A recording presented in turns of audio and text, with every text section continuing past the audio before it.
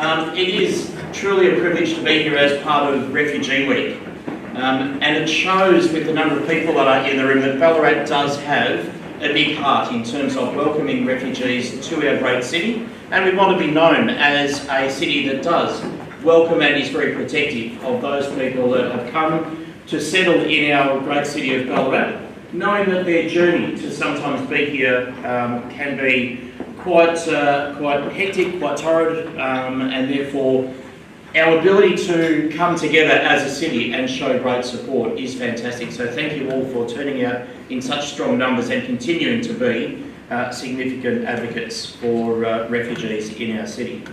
Could I please welcome my councillor colleague, Councillor Belinda Coates, who is with us today. Also the member for Buninyong, Jeff Howard. Great to have you here as well, Jeff. Could I please also acknowledge Daruka Dukuk, who is representing the Ballarat Refugee and Asylum Seeker Support Network, and I'm sure Anne Foley sends her apologies that she can't be with us today. To Ches Tachira, who is the chairperson of Ballarat Regional Multicultural Council, and the members of the Ballarat Rural Australians for Refugees, and of course the wonderful welcome we had from Bonnie Chu out in Queen Victoria Square. Without too much further ado, I'd like to hand over to my councillor colleague, Councillor Belinda Coates, who I'm sure will speak very passionately on the issue of Ballarat's role in terms of Refugee Week. Belinda has been an absolutely tireless supporter and campaign and continues to do amazing work in this space. So Belinda, please come forward, and we are very thankful that you're able to be here today, and we'll actually launch Refugee Week. Thank you very much.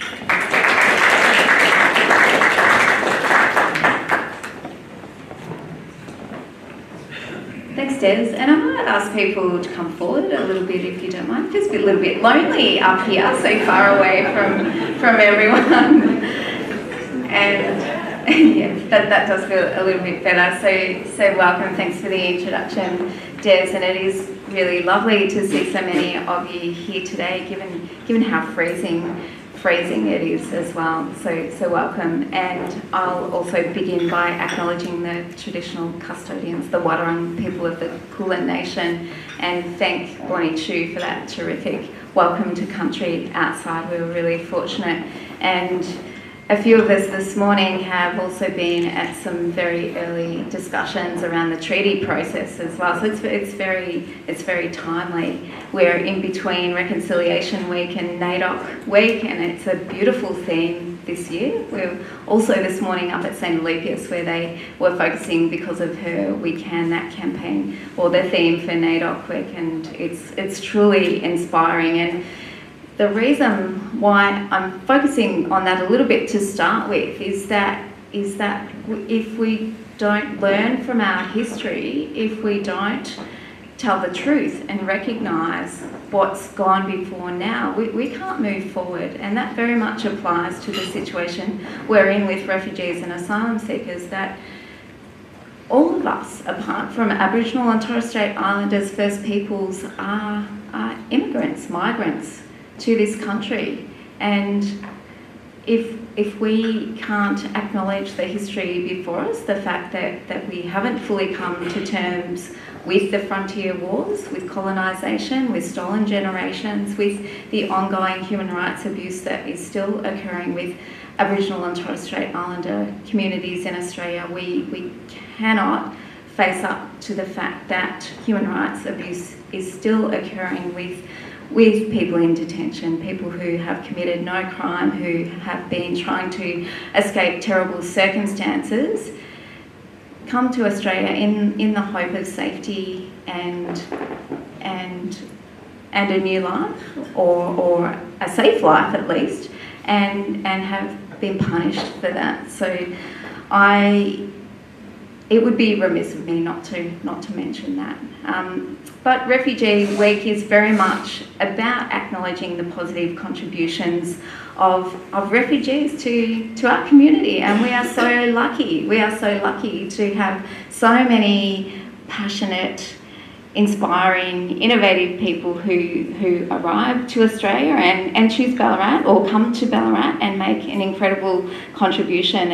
And Isaac Moses, who's speaking today, I was lucky enough to be at his graduation last year when he was graduating Masters of Social Work, and did the valedictory speech. And the work that he's put into his community already and continues to really shows us how much people can contribute across every field that you can think of, every profession, whether it's science or medicine or social sciences, social work, arts, culture, music, food. Don't forget food. Food is very, very important, isn't it? And when you think about how much Ballarat has changed, maybe particularly in the last 5 years, the cultural contributions are so visible, aren't they?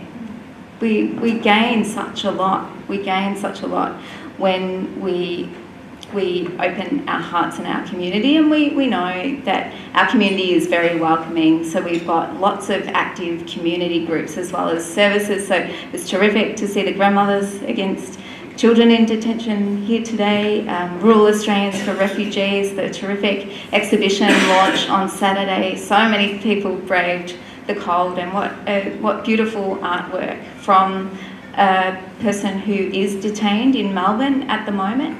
And despite that, he's making a contribution to our community by providing beautiful artwork that we have had the pleasure of going to see, and you still will have for 2 weeks. That's out at Pierces Park for another couple of weeks. So City of Ballarat is very much on board with welcoming refugees. So as many of you would know, we became a welcome refugee zone in 2013, and around a similar time signed up to become signatories to Racism It Stops With Me. We participate in the Ballarat Regional Settlement and Advisory Committee and are very much advocating for Ballarat to be a destination for asylum seekers and refugees, recognising those positive contributions.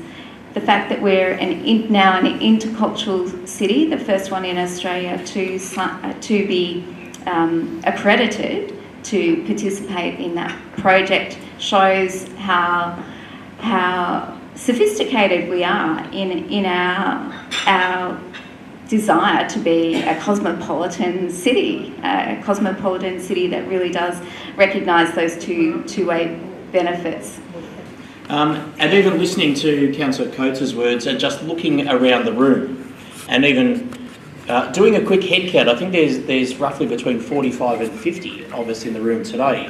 But you look at the diversity around the room as well, the different backgrounds that we come from, the rich tapestry that we bring to make Ballarat the wonderful place that it is and what it will become in the years and generations ahead. Some years ago, we dropped a couple of lines into our citizenship ceremony on a monthly basis, where we are welcoming those persons that are choosing to become Australian citizens for the first time.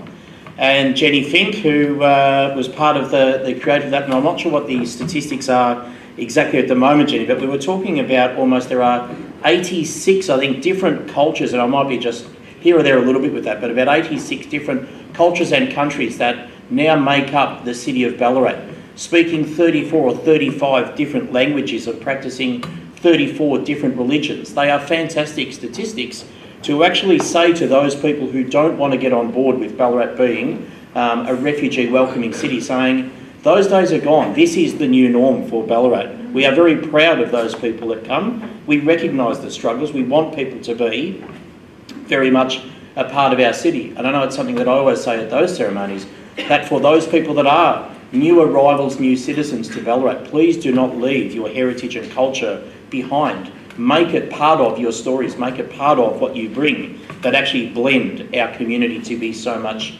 more connected and stronger. So just looking around, that was instantly that came back when I looked at the diversity around the room.